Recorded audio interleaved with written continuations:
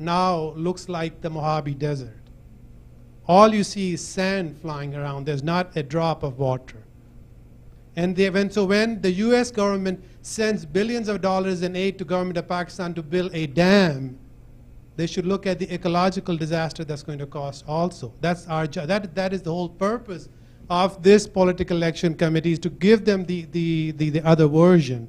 And that is what we will do. And I'm not going to stand here and say that somehow we'll change the whole world, or even Sindh, but it is our duty to try, and then we'll see. And we need, and one of the things that I must mention, I'm so happy that we have young people who are here, who are involved, people who were born in this country, who have love for the homeland, the land of their ancestors.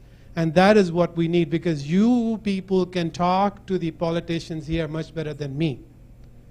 But that is the kind of energy we need, and I'm so glad, Mr. Sherman, that you took so much time and so many questions. I have a question just from my own knowledge, and I don't know.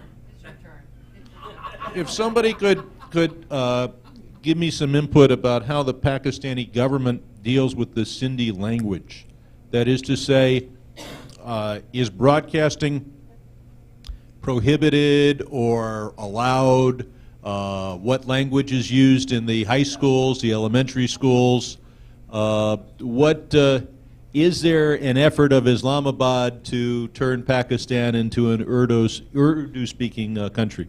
I'll just give you a little background, and I'll let the experts. Advice from America in Sindhi. Well, so what happened? When we were growing up, Pakistan only had one TV channel. It was called PTV.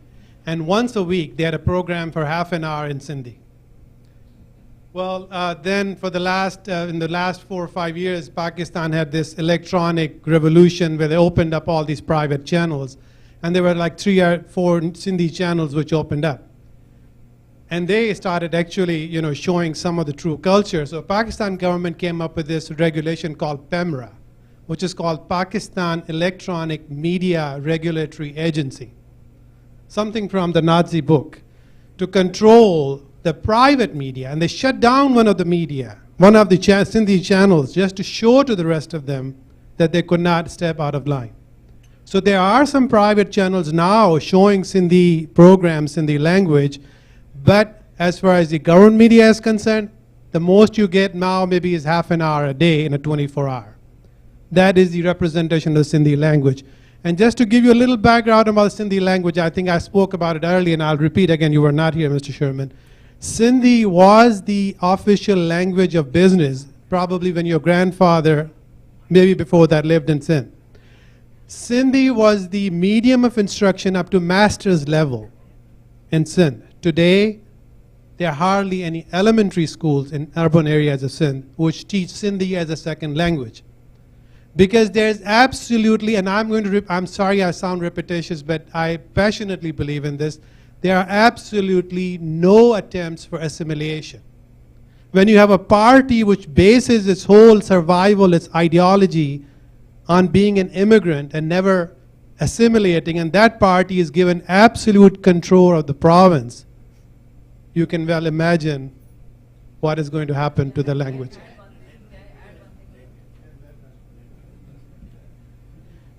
Congressman, please, I don't want to advise you, but let me tell you, each and every official delegation of Pakistan presents you and other organs of the government and people as Pakistan being one nation, one country, one culture, one language. But that is not the case. That is not the case. I just give you one small statistic I was pointing out. Out of 210 producers in Pakistan television, there are only 10 Sindhis. That is 5% from a population of 15. And you ask them question. The one thing I will tell you, it's very easy to discover when you ask them that why the Pakistan is really a multinational federation. That was the whole premise. The whole premise of Pakistan is based upon a resolution called 1940 resolution. And somebody already talked, Dr. Salek Harrison talked about, that was on the basis of autonomy and sovereignty of those provinces. All those promises have gone down the drain, and there's one focus: to destroy the cultures of the small nations of Pakistan. And that is one of the biggest. They'll go all means.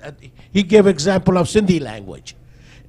You know, it talks about the education, government-funded education system has intentionally been allowed to die down because then government is absolved of the responsibility of teaching in the legal language, which the legal language of Sindh is still Sindhi.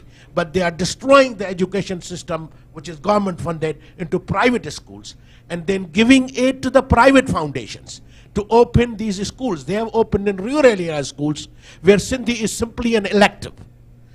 This year's 2009 education policy was announced 2 days back.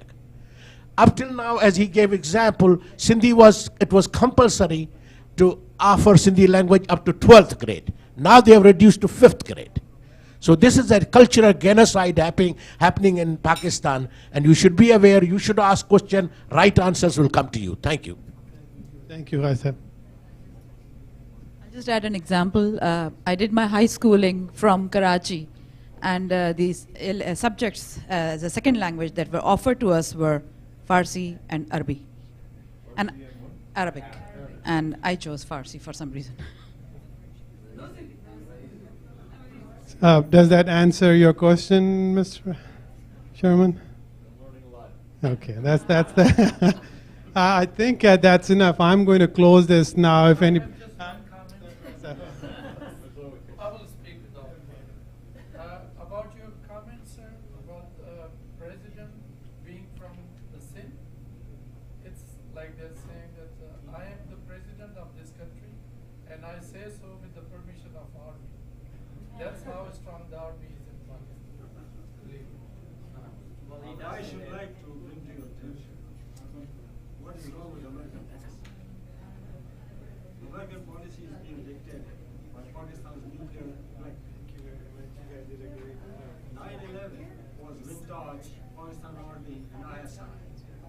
Its planning, its sophistication, its execution, it was vintage ISI. The Pakistan Army was rubbing shoulders with the Taliban at every level. It was actually assisting them in their war against the Northern Alliance in Afghanistan. And they were in close cables with Al-Qaeda and with the Taliban. When 9/11 occurred, what happened? We rushed and rewarded the very perpetrators of 9/11 with billions of dollars in aid. You have a reason why the ISI would have wanted 9/11 to occur? They had given a free rein to the terrorist groups, to Taliban and to Al-Qaeda. That was their policy at that time. After US left from Afghanistan, ISI was left alone, Pakistan was left alone. And during that period, I believe the mission of ISI was to promote Islam in Baltic states, in Afghanistan and everywhere, and create a big Islamic state or something. So ISI was constantly working towards Islamic fundamentalism.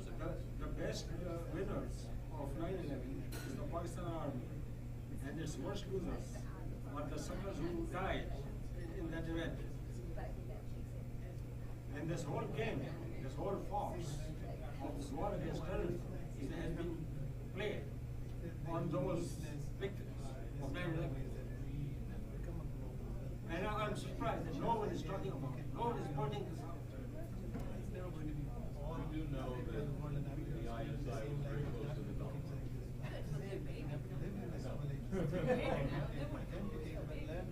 No one will admit that this policy is being dictated by Pakistan's nuclear plans. But now we cannot even touch Musharraf. He's giving lectures here. We cannot touch Musharraf. The Constitution of Pakistan says that he is a tyrant and he should be hanged, and he's free in the United States giving lectures, making hundreds of thousands of dollars in one lecture. He's giving a lecture in Baltimore, I believe, on the 5th. So Who would pay $100,000? the ticket for Musharraf, the seat is $250 to $350. Baltimore Sun is organizing the lecture next week. Congressman Sherman, thank you.